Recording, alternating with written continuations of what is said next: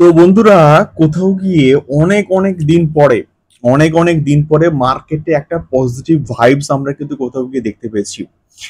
কোথাও গিয়ে অনেক দিন পরে নিফটি ফিফটি থেকে শুরু করে প্রত্যেকটা ইন্ডেক্স, কোথাও গিয়ে সেন্সেক্স, ব্যাংক নিফটি প্রচন্ড ভালো একটা কিন্তু ফিডব্যাক দিয়েছে। এবং এর পেছনে এক্স্যাক্টলি কারণটা কি, তার সঙ্গে সঙ্গে এফআইআই এবং ডিআইআই কি পরিমাণে আমাদের ভারতে ভারতীয় শেয়ার বাজারে ইনভেস্টমেন্টটা করছে, তার সঙ্গে সঙ্গে আমাদের পুতিন এবং ট্রাম্পের যে বৈঠক, তার কি ইম্প্যাক্টটা হলো, তার সঙ্গে সঙ্গে আমাদের ডলারের রেট, তার উপরে কি প্রভাব পড়েছে, এবং তার সঙ্গে সঙ্গে কিন্তু আমাদের ভারতীয় শেয়ার বাজার ইন ফিউচারে কতটা ফিডব্যাক দিতে পারে বা কতটা র্যালি দিতে পারে, সেই সব কিছু নিয়ে কিন্তু আলোচনা করব এই ভিডিওর মধ্যে।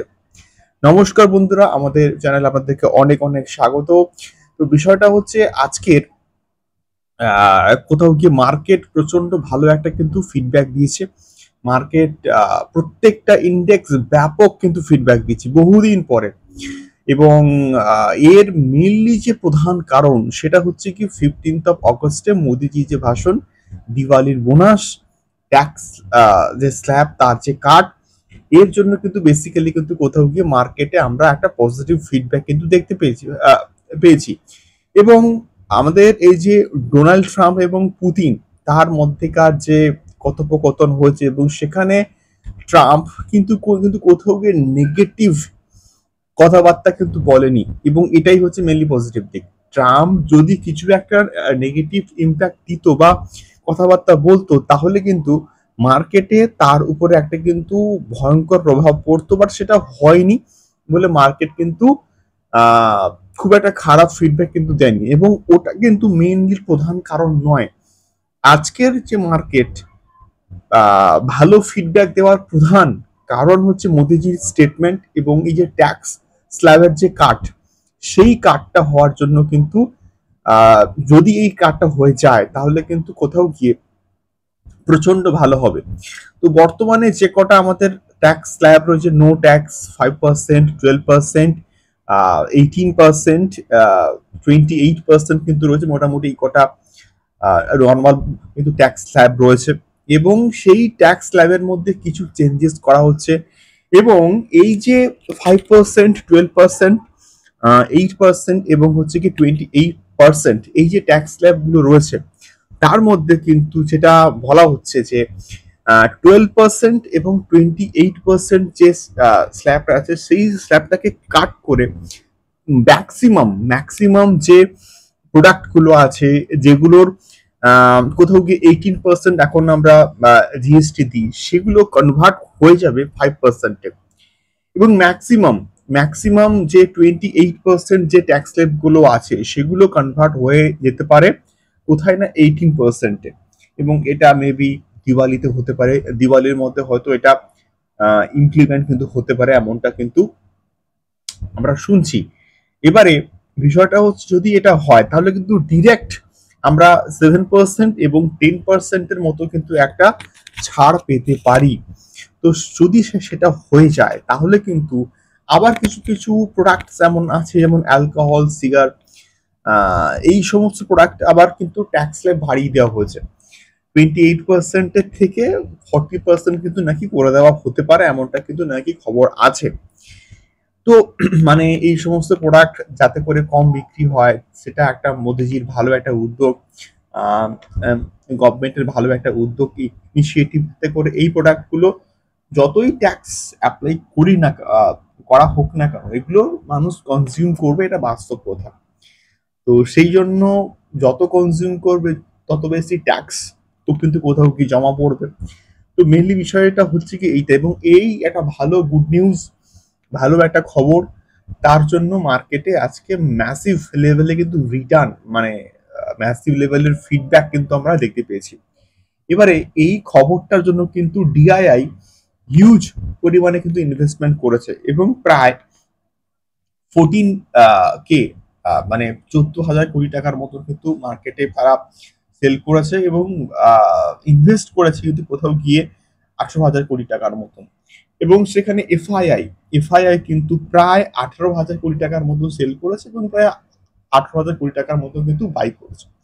এফআইআই যা ইনভেস্টমেন্ট করছে সেগুলো প্রায় একই কিন্তু সেলও করছে, একই কিন্তু বাইও করছে, বাট ডিআইআই কিন্তু ভালো পরিমাণে কিন্তু ইনভেস্টমেন্টটা করছে, এবং এটা আমরা বরাবরই কিন্তু দেখে আসছি। ইন ফিউচারে হয়তো এফআইআই থেকে ডিআইআই এরা কিন্তু কোথাও গিয়ে মার্কেটে একটা ভালো রকমের কিন্তু ইনভেস্টমেন্ট করবে, এবং এর ফলে কিন্তু কোথাও গিয়ে বিভিন্ন শেয়ারস যেগুলোর যে প্রোডাক্টস মোটামুটি ওই ট্যাক্স স্ল্যাবের মধ্যে পড়ছিল সেইগুলো কিন্তু কোথাও গিয়ে ভালো রকমের আজকে র্যালি দিয়েছে।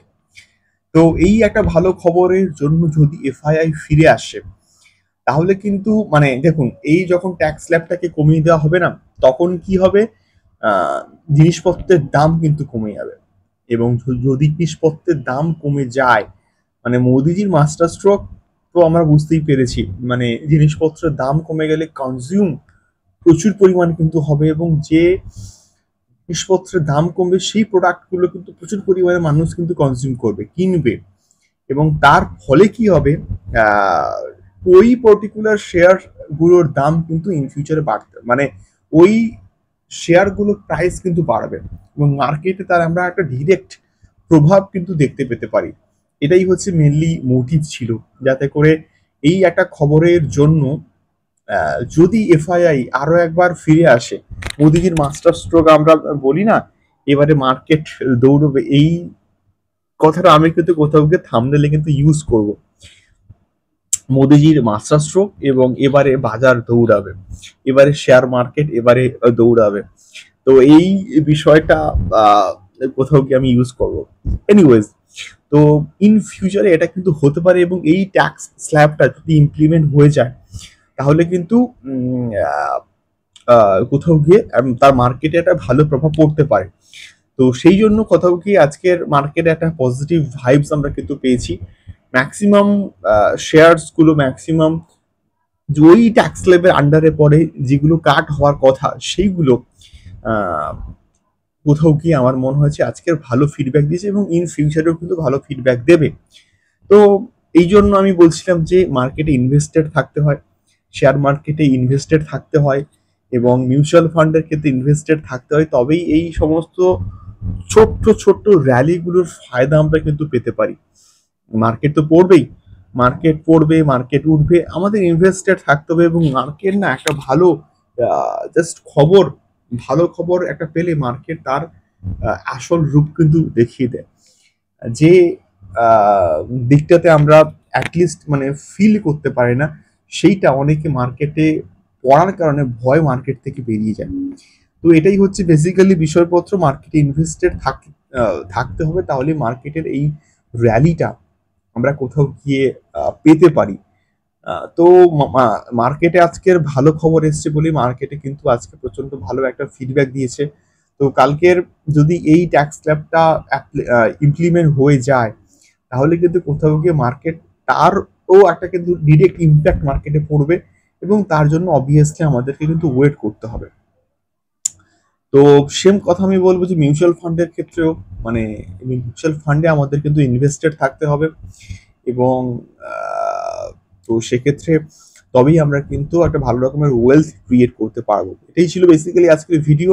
বেসিক্যালি ডলারের রেট 87.39 কিন্তু এখন কোথাও গিয়ে দেখাচ্ছে, এবং আস্তে আস্তে এটা ইন্ডিয়ান কারেন্সি কিন্তু স্ট্রং হবে, আমি শিওর 85 এর কাছাকাছি কিন্তু কোথাও গিয়ে চলে আসবে, তখন দেখবে এফআইআর কিন্তু আবার একবার কিন্তু ফিরে আসছে।